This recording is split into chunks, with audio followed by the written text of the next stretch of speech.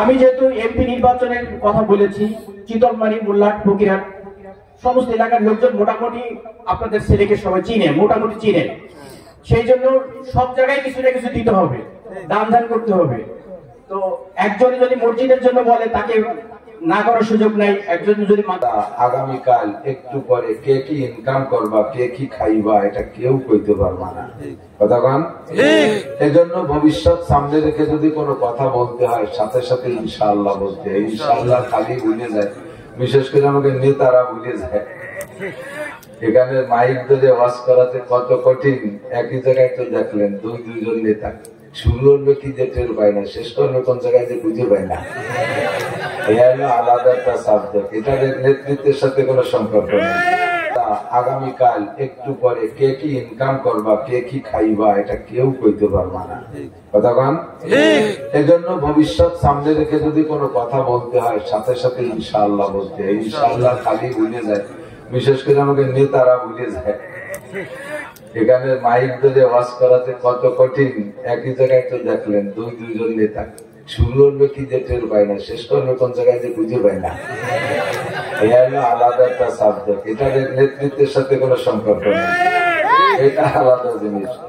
তবে ওনারা যদি ক্ষমতা হাতে পায়, আল্লাহ তাআলা যদি ওনাদের দিলের ভাব, মনের ভাব যেভাবে ব্যক্ত করলেন মুখে, অরিজিনাল যদি পেটের মধ্যে তাই থাকে, তাহলে দেখা যাবে সেই সময় বাস্তবে। নাকি বলেন? কথা বলে। কিন্তু কথা বলতে গেলে ভবিষ্যতে এটা করবো, ওটা করবো, সেটা করবো, সব কর্মর সাথে একটা ইনশাআল্লাহ লাগাই দিয়ে না, নইলে আপনি করতে পারবেন না। এদিক থাকেন। আল্লাহ আতিনা ফি দারে দুনিয়া না হাসান, আতিনা ফি দারে দুনিয়া না হাসান, আতিনা ফি দারে উকবা না হাসান। বদনাম হয়ে যাবে।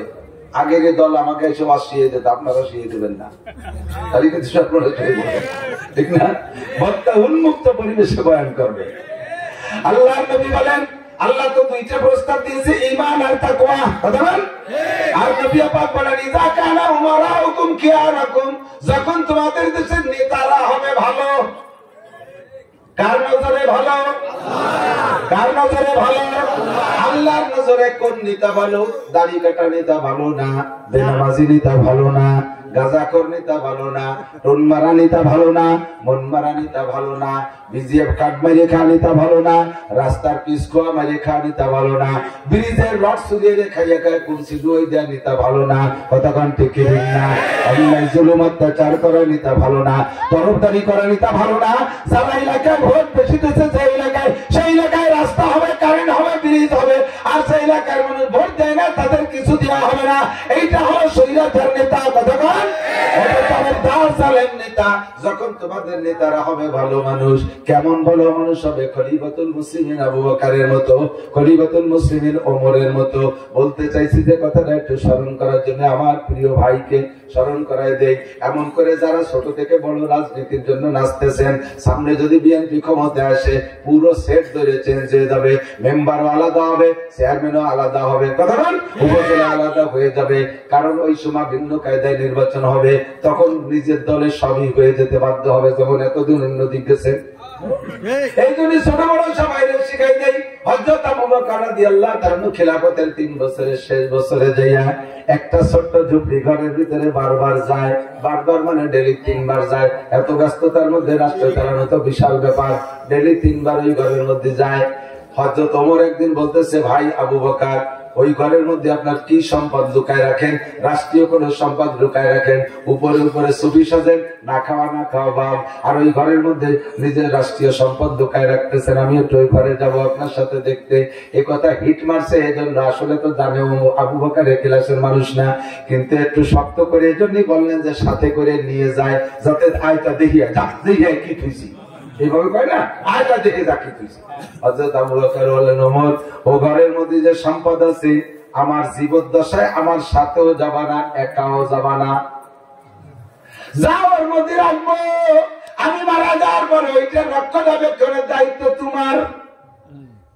আমি মারা যাওয়ার পরে যদি দরকার তোমার খলিফাতুল মুসলিমিন বানায়, তুমি সংসদ ভবনে যাওয়ার আগে ওই ঘরে যে ওই ঘরের মাল হেফাজত করবা আগে। তোমার পর ওসিয়ত করা থাকলো। কিছুদিন পরে হযরত আবু বকর ইন্তেকাল করেছেন, এর মধ্যে ওমর আর কথা বলে নাই। আবু বকর ইন্তেকালের পরে রাদিয়াল্লাহু তাআলা আনহু শূরা সদস্যদের মাধ্যমে পরামর্শ সাপেক্ষে ওমর হয়েছে খলিফাতুল মুসলিমিন। জাতীয় সংসদ মসজিদে নববী আলাদা করে, যেখানে আমাদের দেশের রাজনীতিবিদরা কয় মসজিদের মধ্যে রাজনীতি আলোচনা বাদ দেন। হ্যাঁ ঠিক, তোমার এই পচা রাজনীতি মসজিদে হবে না, কোরআনের রাজনীতি মসজিদেই হবে আলোচনা। যারা মসজিদে রাজনীতি আলোচনা করতে বাদ দিতে পারে তারা ফাসিক, তারা ফাসিক। তোমার এই পচা রাজনীতি মসজিদে আনবা না, কোরআনের রাজনীতি মসজিদে। হযরত ওমর মসজিদ সংসদ ভবন সেদিকে রওনা দিয়েছেন সাথীদেরকে নিয়ে। আল্লাহ, কষ্ট হচ্ছে, একটু আগাইয়া হঠাৎ করে কামড় লাগছে, সর্বনাশ করছে। তো আমারে তো আবু বকর বলছিলেন ওই ঘরে আগে যাতে, সংসদে যাওয়ার আগে তোমরা মসজিদে যাও, আমি ওই ঘরটা খবর নিয়ে আসি। ওই ঘরের দিকে একা একা ঘুরি পাই যে দেখে এক বুড়ি ওই ঘরের ভিতরে শীতে শুয়ে আছে, বেড বিছানা পেশাব পায়খানা করে নষ্ট করে ফেলাইছে। চক্ষু বন্ধ, বুড়ির অন্ধ, ভালো করে কানেও শোনে না, একটু চিল্লে বললে শোনে। এবার বুড়ি এভাবে চক্ষু বন্ধ করে হা করে বলতেছে, আর বুড়ির মুখের থেকে ময়লা এভাবে গালের ময়লা এভাবে বেয়ে বেয়ে কানের পাশে বেয়ে যাচ্ছে। ঘরটা পেশাব পায়খানার গন্ধে একেবারে দুর্গন্ধ। হযরত ওমর ঢুকে দেখে বুড়ি কাঁদতেছে আর বলতে, বাবা আবু বকর, কখন তুমি আসবা, আমার কখন পরিষ্কার করে দিবা, কখন তুমি আমার খানা খাওয়াবো। একটা দিন চলে গেছে, আবু বকর যায় নাই। ইন্তেকালের পরে আবু বকরের কাফন দাফনের পরে খলিফা নিযুক্ত হওয়ার পরে ওমর গেছে দেখতে, এই 3-4 রক্ত চলে গেছে, খাওয়াইতে পারে নাই। হযরত ওমর ঢুকে যে দেখে বলে, এই অবস্থা দেখে কোনো কথাবার্তা না বলে বেরিয়ে আসছে, বুড়ির সাথে কোনো কথা কয় নাই। বুড়ির মুখের মধ্যে দেখছে ঘা, এই ঘাওয়ালা মুখের মধ্যে কি খাবার দেওয়া সম্ভব আর কি সম্ভব না উনি হিসেব করে বাড়ি এসে স্ত্রীকে বলছে, তাড়াতাড়ি সারা দেশের মানুষ আমারে দায়িত্ব দিচ্ছে, রাষ্ট্রভার ক্ষমতা, এটার চাইতে কঠিন একটা দায়িত্ব আমার আবু বকর আলাদা দিয়ে গেছে, এইটা আমার পালন করা বড় কঠিন। আমার স্ত্রী আমার ঘরের ভিতরে এই অবস্থা একটা মহিলা দেখে আসছি, তাড়াতাড়ি নরম করে মিষ্টি হালুয়া পাকাইয়া বাতাস দিয়ে ঠান্ডা করো, আমি মহিলার আগে খানা খাওয়াই আসি। ওই স্ত্রী সুন্দর করে হালুয়া পাকাইলেন। হযরত ওমর বললেন, আমি যাই। স্ত্রী বলতেছেন, আমি সাথে যাই। আপনি পুরুষ মানুষ কি করবেন?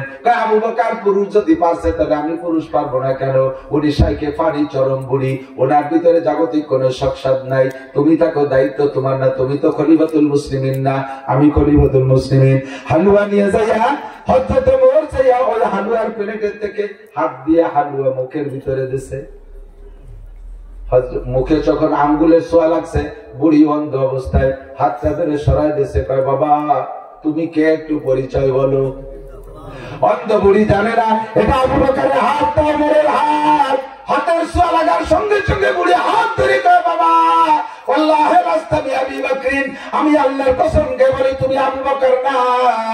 আরে তুমি কে, পরিচয় বলো, তাড়াতাড়ি বলো তোমার পরিচয়, তারপরে আবার খানা খাও। যখন বুড়ি বলছে তুমি আবু বকর না, পরিচয় বলো, হযরত ওমর বলতেছে, ও বুড়ি তুমি কি করে বুঝলে এটা আবু বকরের হাত না? বুড়ি বলতেছে, আমার আবু বকর আমারে হাত দিয়ে খাওয়ায় না, 2 নম্বরে আবু বকর এই অবস্থা আমারে খানা খাওয়ায় না। 3 বেলা আইসা আগে আমার বেড বিছানা পরিষ্কার করে, নতুন বিছানা কাপড় চোপড় পাল্টাইয়া পরিষ্কার করে পরিষ্কার জায়গায় শোয়াইয়া এরপরে খানা খাওয়াই। প্রথম আমারে হাত দিয়ে খাওয়াইতো, শেষে কয়েকদিন হলো আমার মুখে হাত দিলে আমি ব্যথা পাই। আমার আবু বকরের জিব্বাই করে হালুয়া নিয়ে আমার মুখের মধ্যে দিত, আর আমি দিয়ে খাইতাম। তুমি হাত দিয়েছো, টের পাইছি এটা আমার আবু বকর না, এটা আমার আবু বকর না। তুমি বলো তুমি কে? এই বুড়ি যখন আবু বকরের কিচ্ছা শুনাইলেন, হযরত ওমর পাগল হয়ে গেছে। এমনিতে আবু বকরের ইন্তেকালে বিরহ জ্বালা। এরপরে যখন বুড়ি তার কারগুজারি শুনাইলেন, আবু বকর চিৎকার মেরে স্ট্রোক করার মতো কয়, বুড়ি দুনিয়ায় আর কোনদিন আবু বকরের জিহ্বার খানা তোমার মুখে যাবে না। তোমার আবু বকর আজকে দুনিয়া থেকে বিদায় নিয়েছে, পরবর্তী খলিফাতুল মুসলিমিন আমি, খানা খাইলে আমার হাত থেকে খাইতে হবে। বুড়ির কানে যখন গেছে আবু বকর নাই, বুড়ি একটা চিৎকার মেরে স্ট্রোক করে দুনিয়া থেকে বিদায় নিয়ে গেছেন। বুড়ি আর ওমরের হাতের খানা খাই নাই, ওই আবু বকরের খানা হাতে দেখাইছে, ওই পর্যন্তই শেষ। ইজা কানা উমারাকুম খিয়ারাকুম, যখন তোমাদের নেতারা হবে এইরকম ভালো মানুষ।